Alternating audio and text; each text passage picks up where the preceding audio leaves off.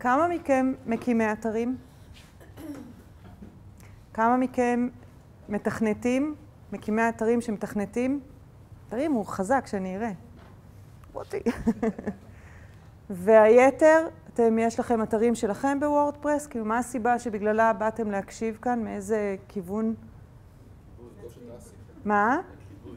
הכיבוד, שהוא מעולה. אוקיי. אני מגיעה לוורדפרס מעולם השיווק. אני ממש לא מתכנתת, בשביל זה יש לי את רותי.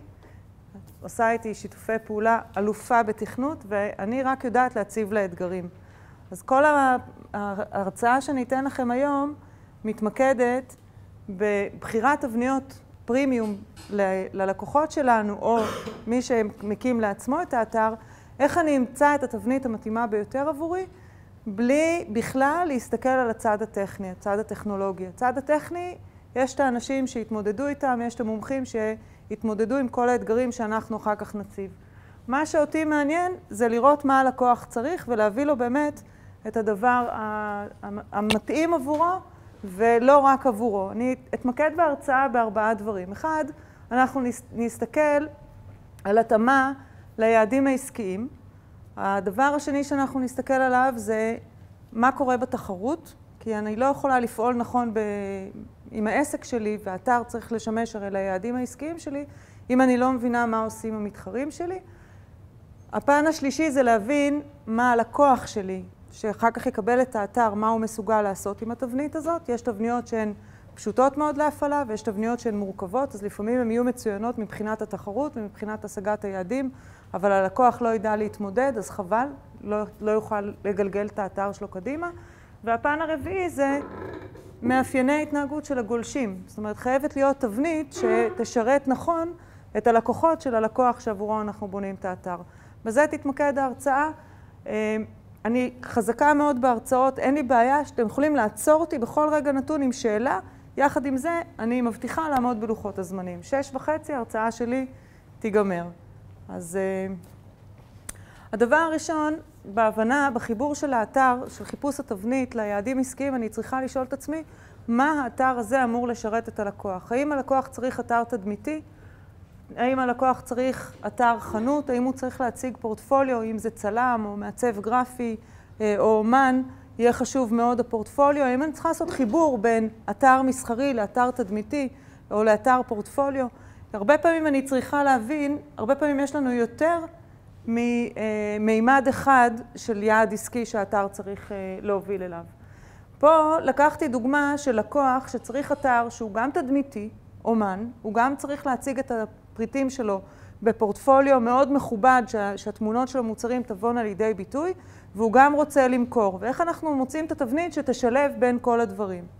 עכשיו, מעבר לזה שאני צריכה תבנית שתעבוד נכון, אני צריכה גם שהאומן עצמו, ואני לא יודעת מי מכם עובד עם אומנים, אבל יש להם בדיוק בראש איך שהם רוצים שהדברים ייראו, אז אני צריכה להביא לו גם תבנית שתשרת אותו, שהוא ירגיש שהפריטים שלו מוצגים כמו שצריך.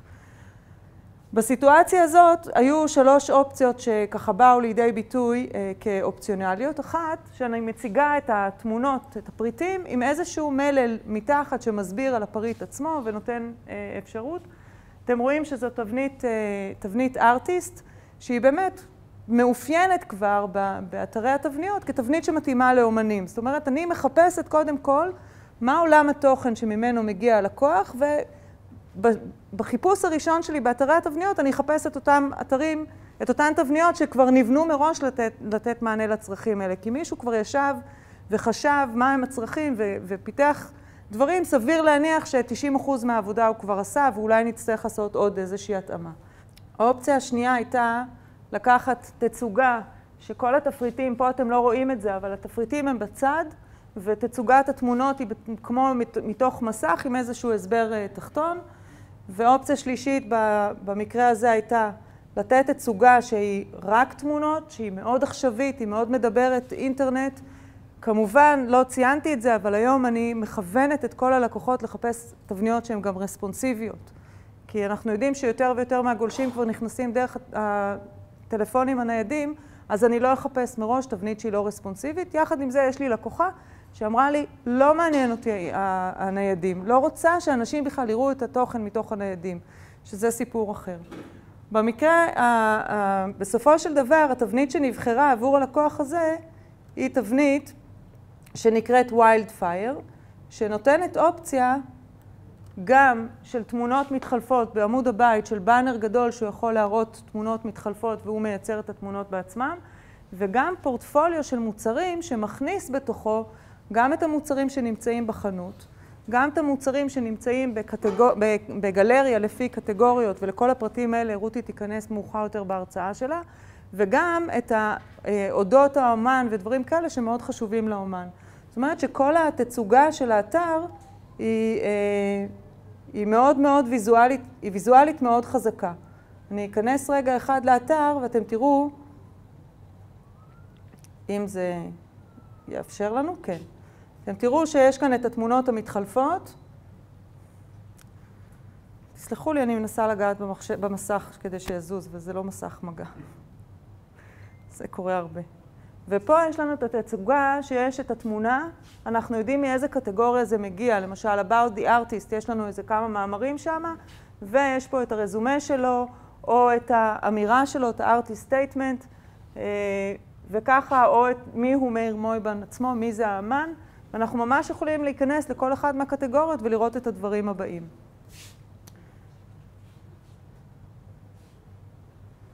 אוקיי.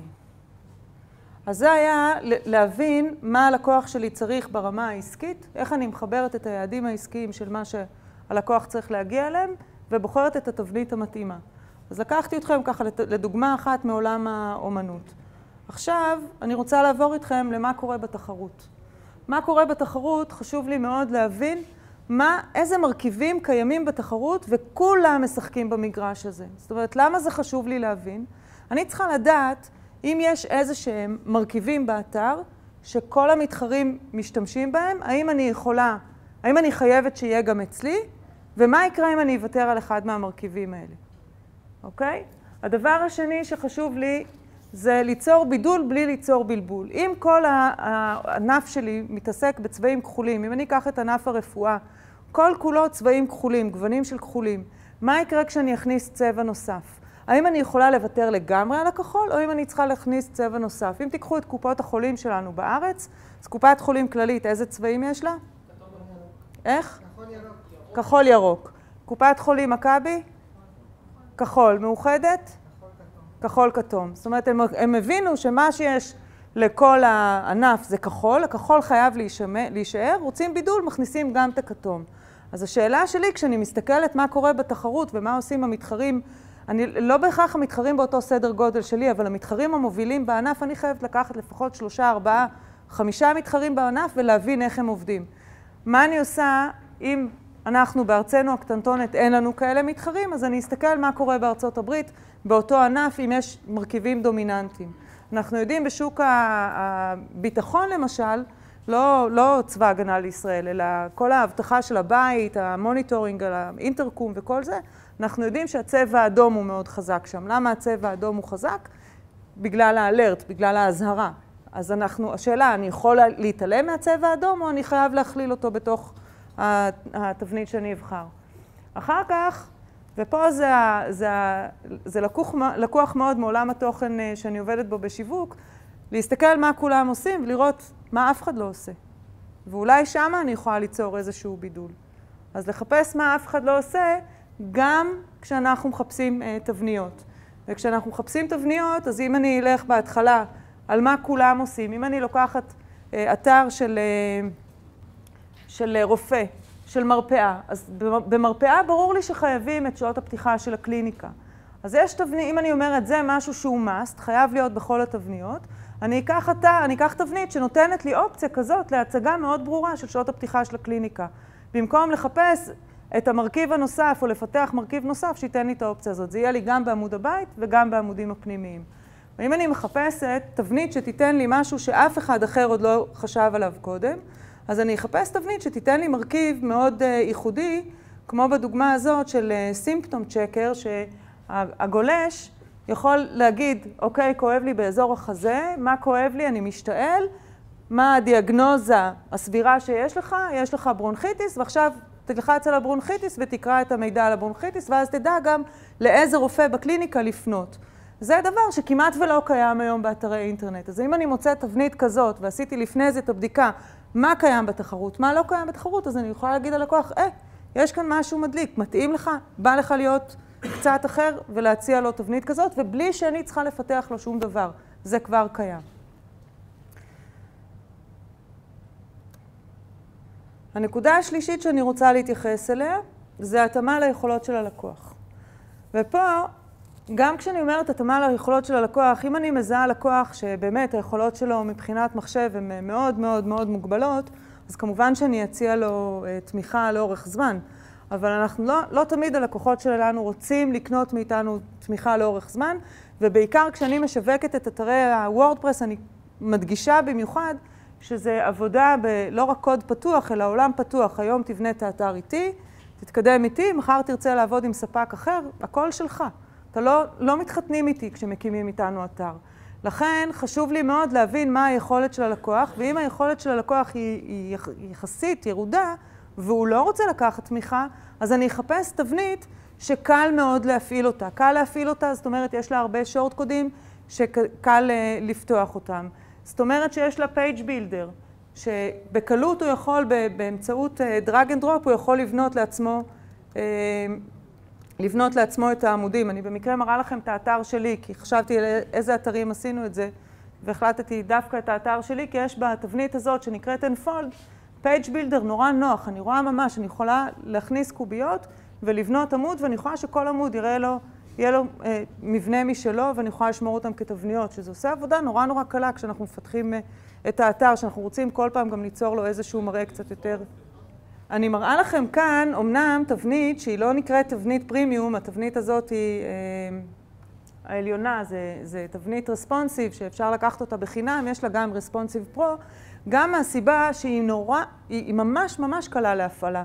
אני יכולה ביום אחד ללמד את הלקוח, ממש בשעה עבודה מול הלקוח, ללמד אותו איך הוא בונה לעצמו את העמודים המיוחדים, ואז מעבר לתבנית הפשוטה הזאת של כותרת למעלה, תמונה בצד שמאל וטקסט, הוא יכול לבנות אזורי תוכן שונים ממש בקלות, בלי לדעת יותר מדי מחשבים. אז אני חוזרת ומדגישה, חשוב לי להבין מה היכולות של הלקוח. אם יש לי לקוח כמוני, שאני לא מבינה כלום בתכנות, אבל אני מאוד מאוד סקרנית במחשבים, אז אני יכולה להעמיס עליו גם תבניות מורכבות יותר. אני יכולה לחפש את התבנית שתשרת אותו. קודם כל אמרנו, תשרת את היעדים העסקיים. דבר שני אמרנו, בהתאם למה שקורה בתחרות. ועכשיו, אם אני יודעת שקל לו מאוד עם המחשב, והוא יכול להסתדר עם דברים מורכבים, אני לא אחפש את התבנית הפשוטה, אלא אני אחפש את התבנית שתתאים לו לעסק הכי טוב. אוקיי? זה השיקול השלישי. יש איזשהן שאלות? הכל ברור. והדבר הבא, האחרון, זה הנושא של ידידותיות למבקרים. זה שמצאתי את התבנית מתאימה מבחינת התחרות והיעדים, והלקוח שלי שצריך להפעיל את התוכן, זה נהדר, אבל אני חייבת להבין גם איך הגולשים שמגיעים לאתר משתמשים בו. יש הבדל עצום בין אתר שמדבר לנוער, לבין אתר שמדבר לאנשים מבוגרים, לבין אתר שמדבר לנשים, או אתר שמדבר לכולם. יש הבדל עצום. אם אני שמה עכשיו אתר לנוער, ואני אכניס את הכל בפונטים ענקיים, והם יצטרכו לגלול הרבה למטה עד שהם יגיעו לתוכן, הם ברחו. הם יכולים לקרוא תוכן טקסטים קטנים, הם צריכים הרבה כפתורים והרבה סרטונים. זה אתר שצריך גם, המראה שלו צריך להיות צבעוני מאוד, דינמי מאוד, המון פירוטכניקה, מה שאנחנו קוראים לה, זה מתאים לנוער. אם זה אתר שפונה לקהל מבוגר, ולא נעים לי להגיד, אני יכולה להגיד את זה ממרומי גילי, אבל 45 ומעלה אנחנו כבר לא רואים טוב, אני לא יכולה לבנות אתר שהפונטים שלו מאוד קטנים, כי אני לא רוצה שאנשים ישבו ככה מול המסך, אוקיי? אז זה מבחינת הקלות למשתמש. דבר שני, אנחנו חייבים להבין מה ההתנהגות שלהם מבחינת הטלפונים הניידים, המכשירים הניידים, כי הדבר האחרון שאני רוצה שהם יעשו זה את התנועה הזאת של לקבץ ולהגדיל. אני רוצה שכשבן אדם מסתכל מהטלפון, הוא א', לא יצטרך להרחיק את היד עד לאיפה שהיא נגמרת, ב', הוא לא יצטרך לעשות את התנועות האלה של הרחבה והגדלה. אז אני חייבת למצוא תבנית שהיא תהיה גם רספונסיבית, אבל גם שהיא תפעל נכון מבחינת ההתנהגות שלו, מבחינת היכולת שלו בזה. אם זה חבר'ה שמתעסקים הרבה מאוד עם רשתות חברתיות, אני אחפש גם כן תבנית שמתממשקת טוב לרשתות חברתיות, שהכפתורים של הרשתות חברתיות נמצאים במקום שקל לראות אותם, שקל להגיע אליהם, ובקליק עוברים ממקום למקום. שני דגשים בקטע של הגולשים, אחד אמרתי, מותאם לכל המשתמשים, בין אם לא משנה מאיזה דפדפן הם מגיעים, ולא משנה מאיזה מכשיר הם מגיעים, יהיה להם קל לראות את זה. כשאני מדברת מותאם לטלפונים הניידים, זה יכול להיות רספונסיבי, זאת אומרת שאותו תוכן מגיע רק בצורה שקל לראות אותו, וזה יכול להיות גם ככה שהעמודי התוכן של המובייל הם שונים מהאתר הרגיל, ואז אני אתן לו איזשהו מסך כניסה, שישאל אותו, אתה רוצה לאתר מובייל או לאתר מותאם למובייל? לא כולם, רוב האנשים לא מבינים מה ההבדל עד שהם לוחצים. מצד שני, אני צריכה שגם יהיה לו קל לניווט, אני צריכה שהוא יבין מהר מאוד איפה הוא נמצא. זאת אומרת שהתוכן של הליבה של האתר חייב להיות נגיש כבר בעמוד הבית, וחייב להיות בצורה כזאת שהוא יכול לעבור בקלות ממקום למקום. אז זו דוגמה לאתר שממש בימים אלה בהקמה. איתן? זה כבר פה על המסך. אתר שהוא בהקמה, שהקהל שלו זה קהל צעיר, זה קהל דינמי, לא ילדים, אבל קהל לומד, והוא צריך במבט קצר לדעת מה הוא מקבל. אז זה מבחינת התאמה לגולשים. והדבר האחרון לפני סיום, זה מה השיקולים שלי כשאני בוחרת תבנית.